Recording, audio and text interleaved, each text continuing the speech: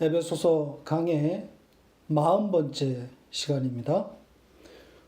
오늘 본문 말씀은 에베소서 5장 19절로 21절입니다. 같이 읽겠습니다. 시와 찬송과 신령한 노래들로 서로 화답하며 너희의 마음으로 주께 노래하며 찬송하며 범사에 우리 주 예수 그리스도의 이름으로 항상 아버지 하나님께 감사하며 그리스도를 경외함으로 피차 복종하라. 오늘 우리가 읽은 말씀에는 본동사가 없습니다. 총 5개의 동사가 등장하지만 그 동사들은 모두 분사의 형태를 띠었습니다. 그러니까 전부 종속되었다는 거죠. 본동사가 들어있는 문장에 종속되어 있다는 뜻입니다. 그렇다면 본동사가 들어있는 문장이 무엇일까요? 지난주에 살펴보았던 18절에 성령 충만을 받으라, 이 문장입니다. 그 성령 충만을 받으라는 이 문장에 오늘 본문 말씀들이 다 종속되어 있는 겁니다. 그러니까 성령 충만과 연결되어 있는 그런 말씀이라는 거죠.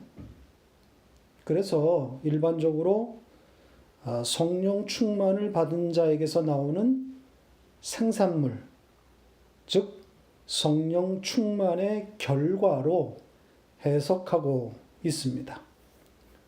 성령의 열매라고 할 수 있는 거죠.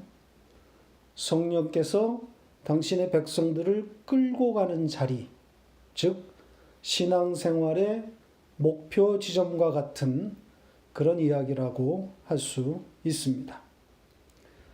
차례차례로 5개의 동사를 중심으로 오늘 본문 말씀을 살펴보도록 하겠습니다. 첫 번째 동사는 화답하라입니다. 시와 찬송과 신령한 노래들로 서로 화답하라, 이렇게 되어 있죠. 어떤 모습을 말하고 있는 걸까요? 함께 노래하라는 걸까요? 여기에 화답하다라고 번역된 이 동사의 사전적인 뜻은 말하다입니다. 그리고 이 단어의 어원을 추적해 보면 말이 많다, 이런 뜻을 가지고 있습니다. 그러니까 서로 화답하라고 하는 것은 성도 간에 말을 주고받는 것, 대화를 담아내고 있는 표현입니다. 말을 나눈다는 거예요. 말은 곧 영이라고 했죠. 서로 영이 통하는 겁니다. 따라서 성도의 교제라고 할 수 있습니다. 그런데 그 교제에 관해서 단서 조항을 달아놓았습니다. 성도 간의 모든 대화를 교제라 하지 않고 시와 찬송과 신령한 노래들 그 안에서 라는 단서를 달아놓았습니다. 우리 성경은 노래들로 이렇게 번역했지만 원문은 안에서입니다. with가 아니라 within입니다. 그 안에서 말을 의미하는 겁니다. 시와 찬송과 신령한 노래들 안에서 말을 하게 된다는 거죠. 이게 무슨 뜻입니까? 시와 찬송과 신령한 노래들 안에서 말을 한다. 이게 무슨 뜻일까요? 여기서의 시는 시편이고 찬송은 하나님을 향한 노래를 가리키는 단어이고 신령한 노래들은 영적인 노래라는 뜻입니다. 그러니까 의미상 다 같은 뜻을 갖고 있는 거죠. 하나님을 찬송하는 겁니다.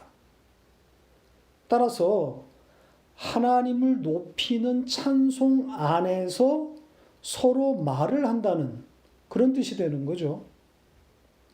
성도의 대화, 성도의 교제는 바로 이런 거라는 겁니다. 찬송 안에서의 대화라는 겁니다. 조금 해석하면 그 찬송이 담아내고 있는 내용, 즉 예수 그리스도로 말미암아 나타난 하나님의 사랑, 그 안에서의 교제라는 거죠. 그 사랑을 말하고 그 사랑을 피차 확인해 가는 것이 성도의 교제입니다. 성령의 충만함을 받게 될 때 이런 성도의 교제가 나타나게 되는 겁니다. 대화의 내용이 곧 찬송이라 할 만큼 다른 차원의 교제가 나타나게 되는 거죠. 신들의 대화가 되는 겁니다. 여기가 신앙생활의 목표 지점인 거죠. 성령께서 당신의 백성들을 끌어다 놓는 자리인 겁니다. 그렇다고 해서 우리들 안에서 벌어지고 있는 일상적인 만남과 대화, 이런 것들을 폄훼하거나 혹은 정죄하는 것은 아닙니다. 신령한 대화만 하고 살 수는 없죠. 매일 살을 맞대고 사는 부부가 노상, 천상의 대화만 한다면 그것도 비정상일 겁니다. 어떻게 그럴 수 있겠어요? 그렇다고 성경이 말하는 성도의 교제를 내려서 깎아서 말할 수는 없습니다.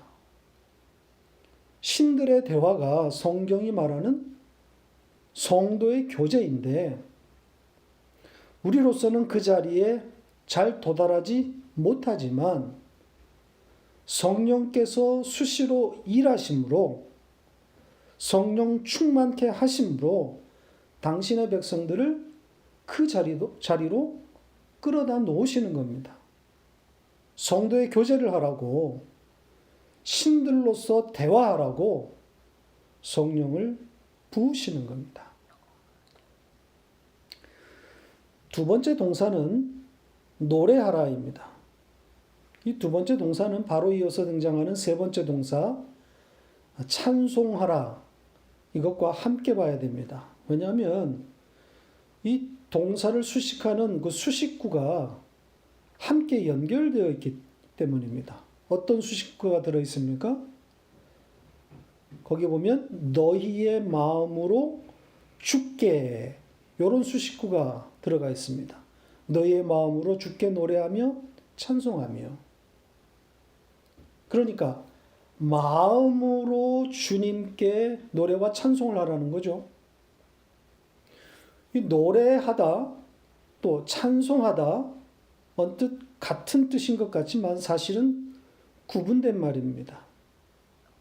노래하다라는 단어는 악기나 연주와 상관없이 입으로 부르는 그런 노래 행위, 그런 것들을 의미하고, 반면에 찬송하라 이렇게 번역된 이 단어는 악기를 사용해서 곡을 붙여 노래하는 행위를 말합니다.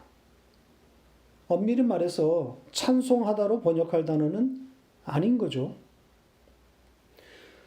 지난번에도 말씀드린 것처럼 이 찬송이라고 하는 말은 위에 말을 하다, 이런 뜻입니다. 노래와는 직접적인 연관성이 없는 단어인 거죠. 완성된 말, 하늘 저 위의 것을 말하는 것, 이게 찬송입니다. 그래서 이 두 번째 동사인 노래하다와 세 번째 동사인 찬송하다, 이것은 그 자체의 뜻보다 이 동사를 수식하고 있는 마음으로 주님께, 이 수식구가 더 중요한 겁니다. 악기가 있고 없느냐, 어떤 형식을 갖추었느냐의 문제가 아니라 대상이 누구인가, 누구를 찬송하는 것인가, 그리고 어떤 태도가 요구되고 있는가, 이것이 중요한 거죠. 성령 충만이 우리를 끌고 가는 자리가 바로 이 마음으로 주님께 노래한다는 겁니다. 여기서 이 마음이라고 번역된 단어는 심장입니다. 그러니까 심장이 혹은 심장에서 주님께 노래한다는 겁니다.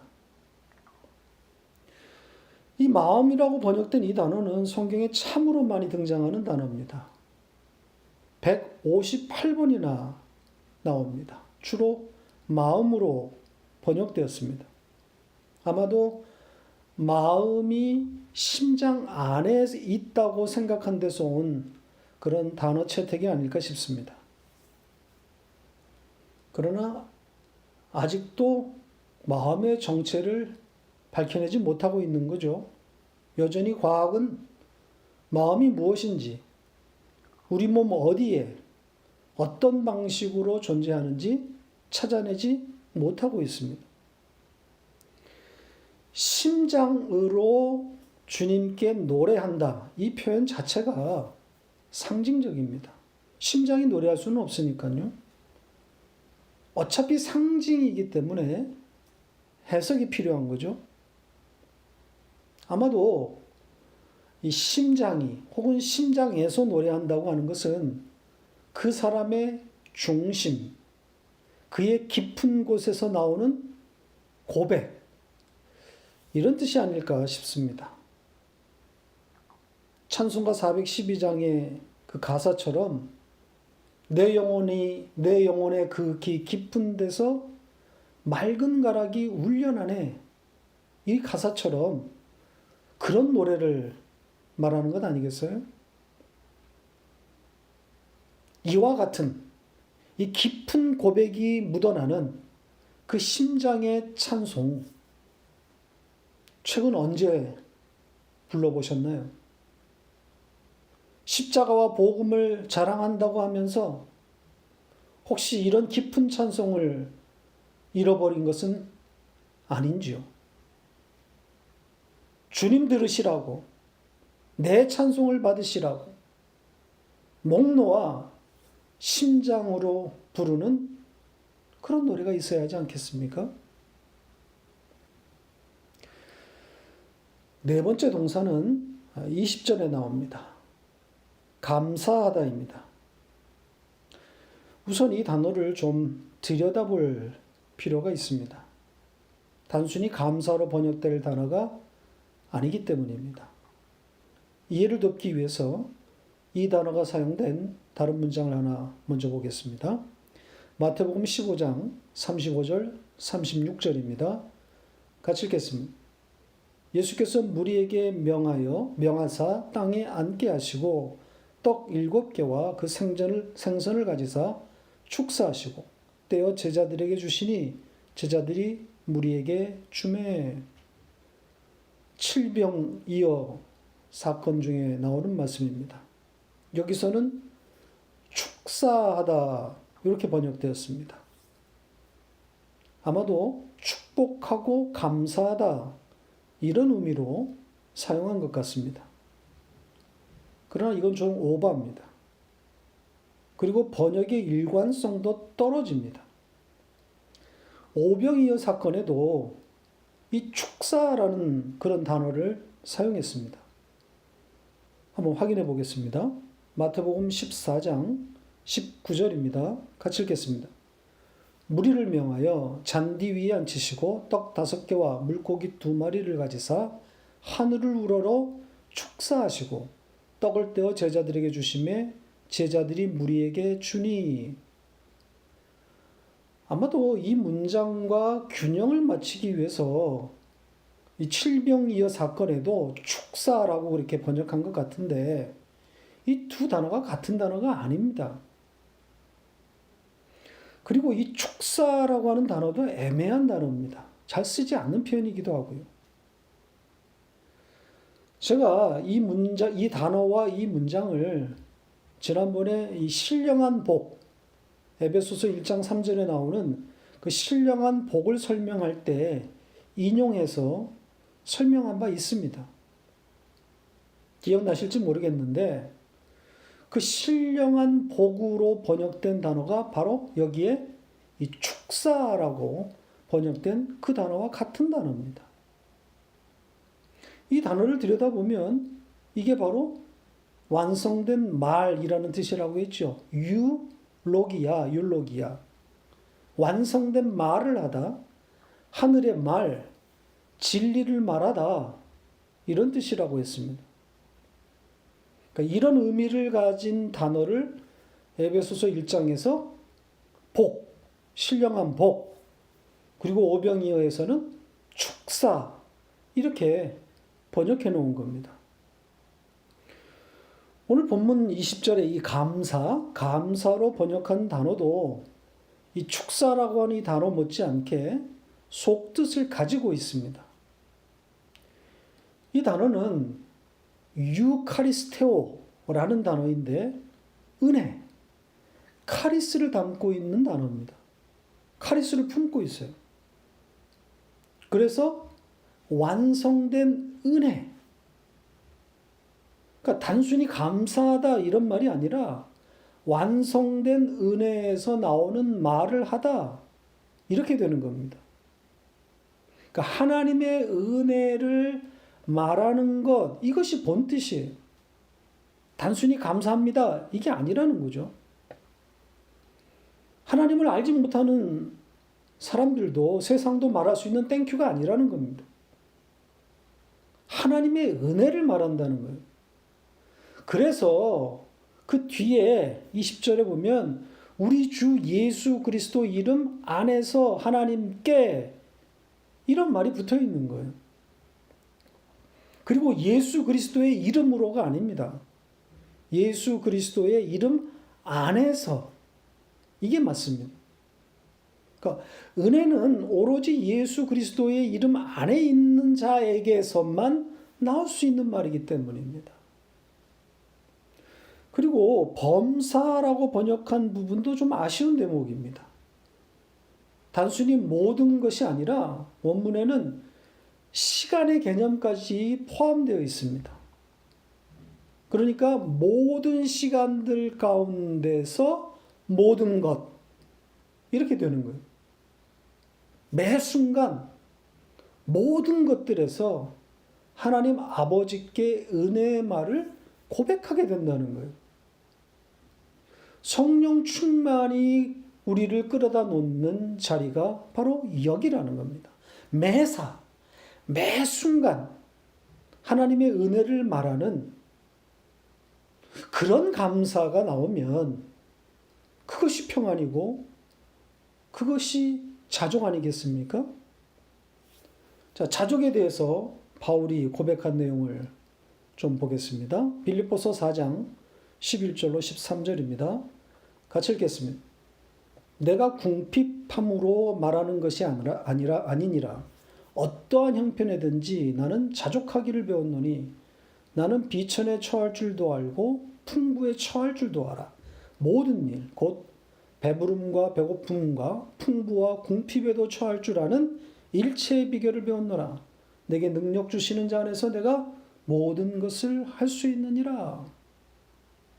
오늘 본문에 이 범사, 모든 순간 가운데의 모든 것, 바로 그것의 구체적인 예가 등장하는 그런 말씀이라고 할 수 있습니다. 모든 시간 가운데서 모든 것, 그것을 담고 있는 그런 내용이죠. 사도 바울의 이런 고백, 어떤 형편에 있든지, 어떤 상황이든지, 그리고 어떤 시간이 있든지, 모든 시간, 모든 순간에 난 일체의 비결을 배워 자족한다. 바로 바울의 이런 고백이 오늘 본문 20절에 감사로 번역된 유카리스테오의 속뜻이라고 할 수 있습니다. 마지막 5번째 동사는 21절에 복종하라입니다. 그리스도를 경외함으로 피차 복종하라, 이렇게 되어 있죠. 자, 성도 간에 서로 복종하라는 것인데 그 전제가 그리스도를 경외함으로 이렇게 되어 있습니다. 그리스도를 경외함으로 피차 복종하라. 이게 무슨 뜻일까요? 말이 되나요? 그리스도를 경외하는 것과 성도 간에 서로 복종하라는 것이 어떤 연관성이 있는 거죠? 경외한다고 하는 것은 두려워한다는 것인데 그리스도를 두려워하면, 그리스도를 경외하면 성도 간에 서로 복종하는 일들이 생긴다는 걸까요? 아마도 그런 의미로 번역한 것 같은데 원문의 뜻을 완전히 놓쳐버렸습니다. 그래서 뜻이 통하지 않는 이상한 문장이 나온 겁니다. 그리스도를 경외한다 이렇게 번역했는데 그런 말이 아닙니다. 그리스도의 경외입니다. 그리스도를 경외함으로가 아니라 그리스도의 경외 안에서 피차 복종하라 이렇게 되어 있습니다. 그렇다면 그리스도의 경외, 그리스도가 경외했다고 하는 것인데 무슨 뜻일까요? 주님이 무엇을 경외한 겁니까? 이 경외라고 하는 것은 어떤 사물이나 대상을 두려워해서 거기로부터 물러나려는 행위, 이걸 말하는 거거든요. 그래서 경외보다는 두려움이 더 좋은 번역입니다. 자, 이 단어와 이런 형식이 등장하는 다른 문장을 하나 보겠습니다. 사도행전 9장 31절입니다. 같이 읽겠습니다. 그리하여 온 유대와 갈릴리와 사마리아 교회가 평안하여 든든히 서가고 주를 경외함과 성령의 위로로 진행하여 수가 더 많아지니라. 자, 여기서도 주를 경외함이라고 이렇게 번역을 했는데 오역입니다. 킹 제임스 버전을 좀 보세요. 여기에도 보면 주님의 두려움, 그리고 성령의 위로, 그 위로로서, 아니죠? 안에서 이렇게 되어 있습니다. 주님의 두려움과 그리고 성령의 위로 안에서 이렇게 번역을 했습니다. 또 우리가 주님을 두려워한다는 이야기가 아닙니다. 주님의 두려워하심입니다. 자, 그렇다면 주님이 두려워했다는 게 무슨 뜻일까요? 저는 이 문장에서 그 힌트를 얻어야 한다고 봅니다. 지금 함께 등장하고 있는 성령의 위로, 이것과 주님의 두려움, 이것이 의미상 같은 뜻이거나 아니면 최소한 맥을 함께 해야 된다고 생각을 합니다. 그래서 이 단어를 이 두려움이라고 하는 이 단어를 사전에서 좀 자세히 찾아봤더니 이런 의미가 있습니다. 도망, 분리, 스스로 삭제됨, 이런 뜻이 나옵니다. 그러니까 그리스도의 경외, 그리스도의 두려움은 그리스도가 하나님 아버지를 경외했다는 뜻이 아니라 주님이 스스로 자기를 버렸다는 의미로 그렇게 사용된 것이 아닐까 생각됩니다. 그렇다면 어떤 사건을 말하는 거겠어요? 스스로 자기를 버리심, 십자가의 죽음을 말하는 거죠. 스스로 자기를 버리신 십자가 사건을 말하는 겁니다. 자, 에베소서 5장 2절입니다. 같이 읽겠습니다. 그리스도께서 너희를 사랑하신 것 같이 너희도 사랑 가운데서 행하라. 그는 우리를 위하여 자신을 버리사 향기로운 제물과 희생 제물로 하나님께 드리셨느니라. 자신을 버렸다고 하죠. 그런데 이 문장의 원문을 보면 주님이 자기 자신을 스스로 버렸다, 이렇게 강조되어 있습니다. 자기 자신을 스스로 버렸다. 그리고 이 버렸다라고 이 번역된 이 단어의 원뜻은 옆으로 넘기다 이런 뜻입니다. 거기에서 포기하다, 넘기다, 넘겨주다 이런 식으로 의미가 확대된 겁니다. 이것이 경외의 뜻입니다.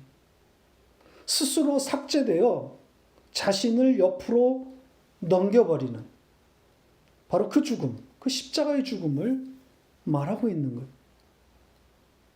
그래서 성령의 위로 이거와 짝을 이루는 의미가 되는 거죠.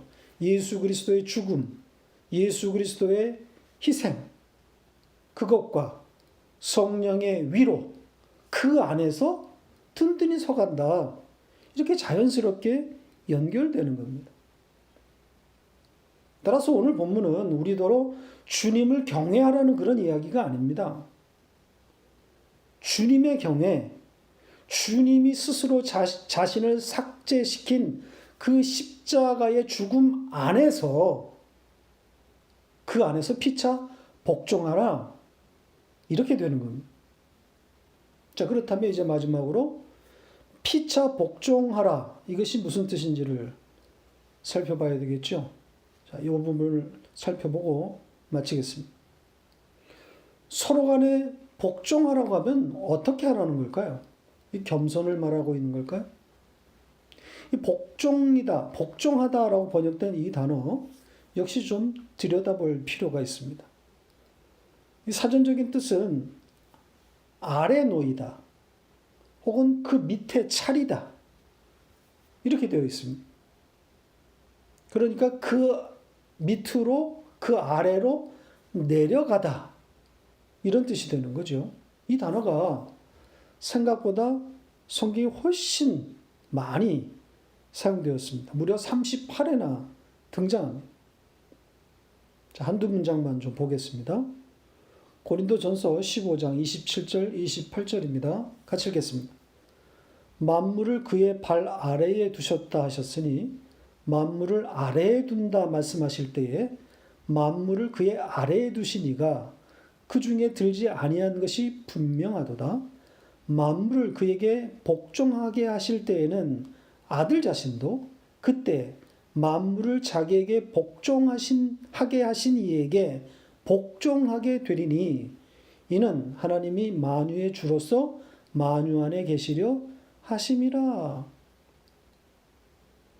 자, 이 내용의 핵심은 아들의 복종에 대해서 지금 말하고 있는 겁니다. 만유의 주이신 아버지께 아들이 복종했다는 거예요.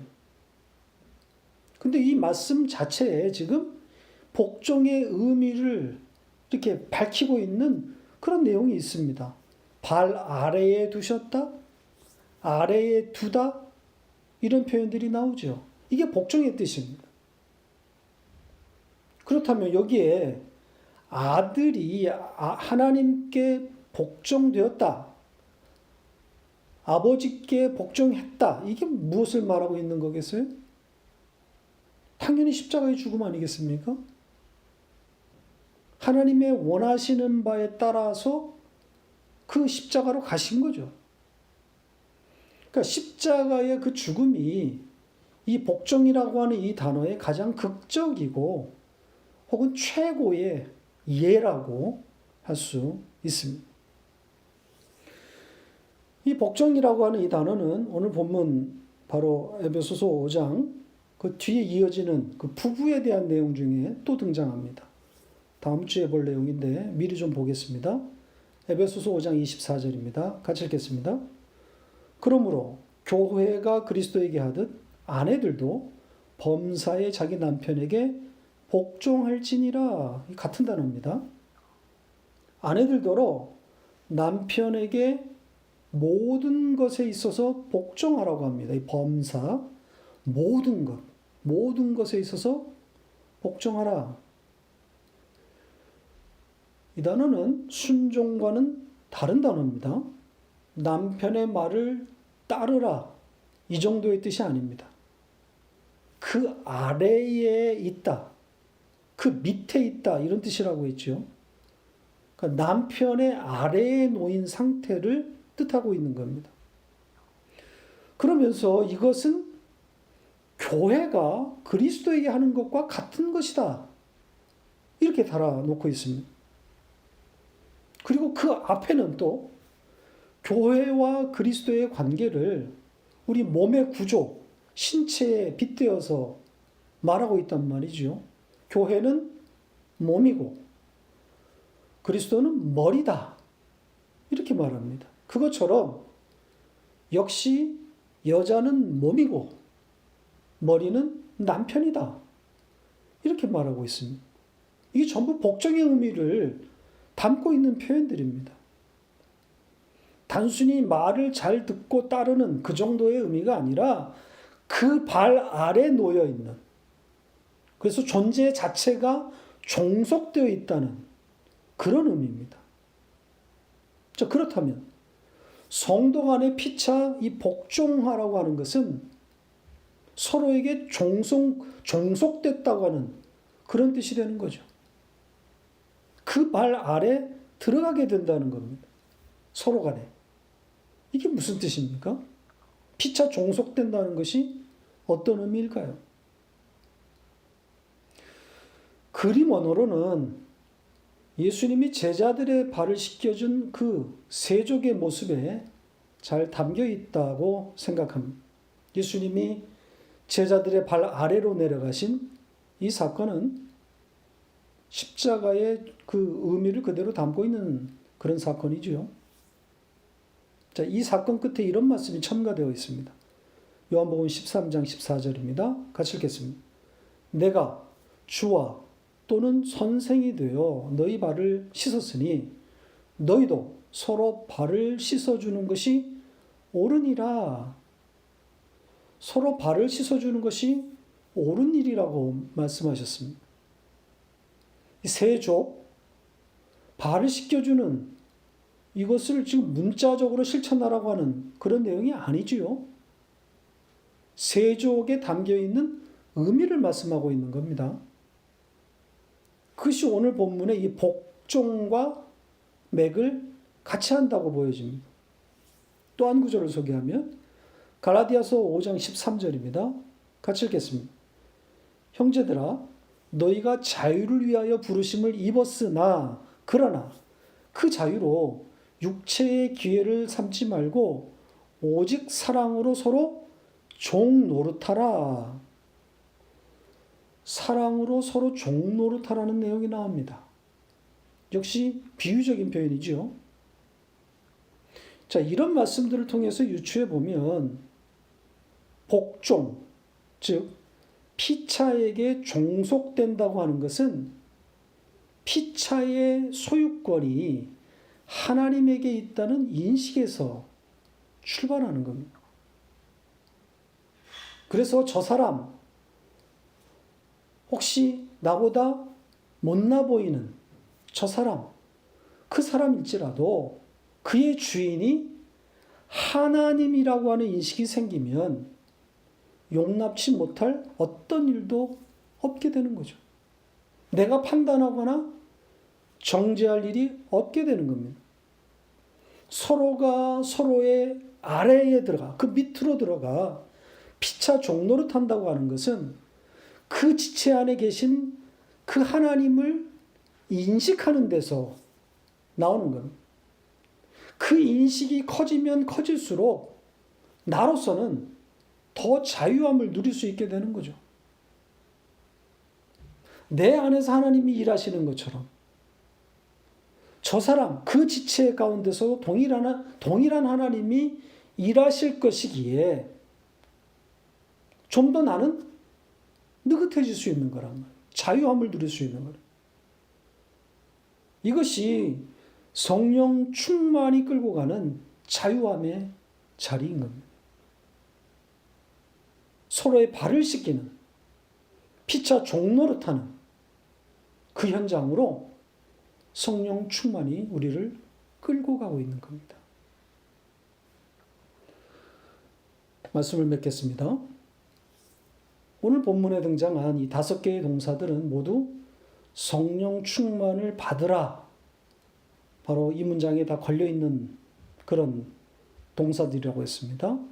성령 충만이 끌어다 놓는 자리, 그것을 나타내고 있는 그런 동사들과 문장들입니다. 따라서 지난주에 이어서 오늘도 우리 모두는 이 성령 충만, 그 성령 충만을 마음에 품고 구할 수 있기를 바랍니다. 그렇게 성령 충만을 받으면 신들의 대화가 되고 신들의 품격 있는 아름다운 모습이 나타납니다. 심장이 토해내는 찬송이 있고 매사, 매 순간마다 하나님의 은혜를 말하는 감사가 나타날 겁니다. 그뿐 아니라 피차에게 종속되는 복종들이 나타날 겁니다. 이것이 천국입니다. 천국은 죽어서만 경험하는 것이 아닙니다. 살아서 천국을 경험하게 되어 있고, 그렇게 천국을 경험한 자들만이 영원으로 들어가 하나님 보좌 앞에 서게 되는 겁니다.